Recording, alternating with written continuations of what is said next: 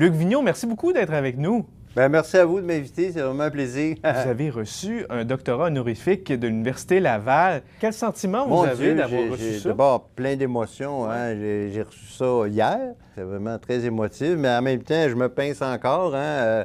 J'ai pas une carrière d'universitaire, à part que j'enseigne depuis quelques années à titre de patient partenaire, là. C'est-à-dire, donc, moi, j'ai un secondaire 5. Fait que je suis très content. Je vous avoue que ça fait une belle tape dans le dos, comme on dit. Je comprends. Expliquez-nous, Luc, pour ceux qui ne vous connaissent pas, d'où vous venez, puis qu'est-ce que vous faites, de quelle façon vous travaillez justement avec les universitaires. Bien, moi, je suis une personne qui vit avec la schizophrénie, entre autres. Là. J'ai été toxicomane. Bon, j'ai fait de la dépression, j'ai eu le cancer aussi, mais bon.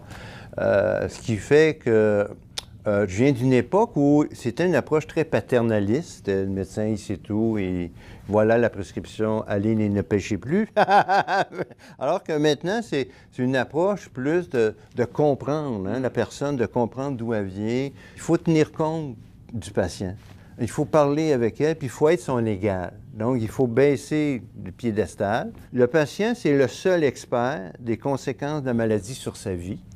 C'est-à-dire qu'il vit 24 heures par jour avec la maladie. Il a développé des trucs, il a développé des moyens qui sont peut-être pas dans les livres de médecine ou de pharmacie.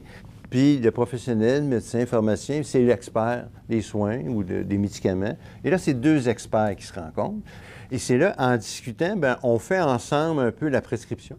C'est le moyen le plus efficace pour fidéliser la personne à ce qu'elle prenne ses médicaments parce qu'elle y a consenti puis elle sait parfaitement pourquoi elle prend et à quoi ça sert. Ça, vous parlez de ça aux futurs médecins, aux étudiants en médecine. Oui. Comment c'est reçu? Parce qu'au début, vous êtes le premier patient partenaire au Québec. Bien, au début, il y avait encore cette mentalité où je suis supérieur au niveau du savoir. C'est moi qui sais qu'est-ce que vous devez prendre. Merci, c'est moi qui sais. Bien, on est des égaux. C'était difficile, mais je vous dirais, depuis 4-5 ans, mon Dieu, c'est facile de donner ce cours-là, parce que les nouveaux médecins qui arrivent, les nouveaux pharmaciens, ils sont là. Ils sont là pour plusieurs raisons. D'abord, c'est plus facile de soigner quelqu'un qui participe à ces traitements. Et en plus, c'est plus respectueux de la personne. Vous brassez la cage, là. Vous n'hésitez pas à le dire, ça aussi. Je brasse la cage, c'est le bon mot.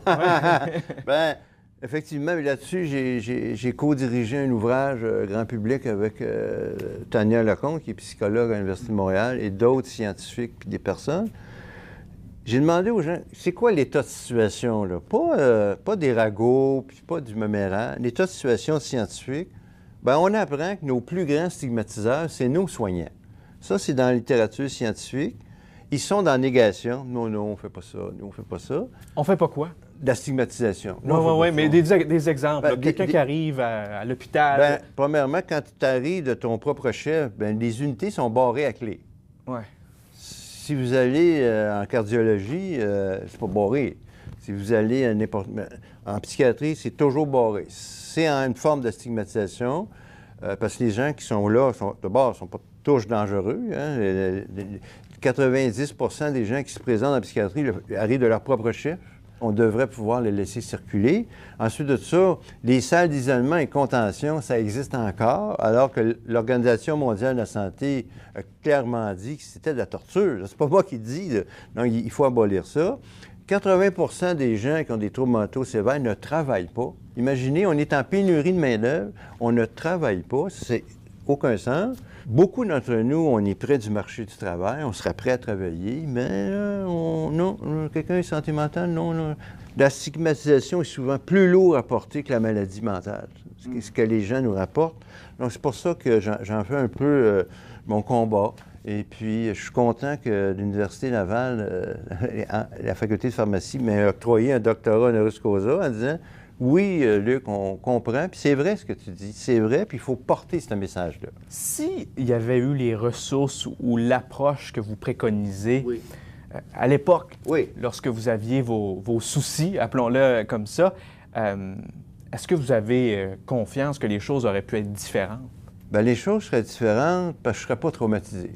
Vous savez, quand tu rentres à l'hôpital puis tu te fais sauter dessus par 5-6 préposés, déshabillés de force, attachés sur un lit, piqués, c'est très traumatisant. Les gens sont traumatisés longtemps. Après ça, la privation de liberté tout le temps, juste parce que c'est une maladie mentale. Là, c'est une maladie noble qui est aussi noble que le cancer, qu'on devrait traiter avec autant de respect. Parce que les gens qui sont traumatisés, ils ne veulent plus aller se faire soigner. C'est là qu'est le problème. Puis accueillir sa famille aussi qui est en désarroi, elle ne sait pas trop. En santé physique, la famille est toujours bienvenue. En psychiatrie, non, rester au bord de la porte, ça fait pas sens, ça. Il faut arrêter ça. Si j'avais eu ça, ma vie aurait été totalement différente. C'est des gens de cœur qui nous soignent, ça, il n'y a pas de doute là-dessus. Mais des fois, quand tu prends conscience qu'en dépit de ta bonne volonté, tu peux stigmatiser des gens, bien là, tu prends conscience et tu agis différemment. C'est un peu ce que j'aimerais faire. Puis, félicitations. Bien, merci, c'est vraiment gentil de m'avoir pour accueilli. votre doctorat et pour ce que vous faites, M. Vigneault. C'est gentil, merci. Puis bonne journée à vous.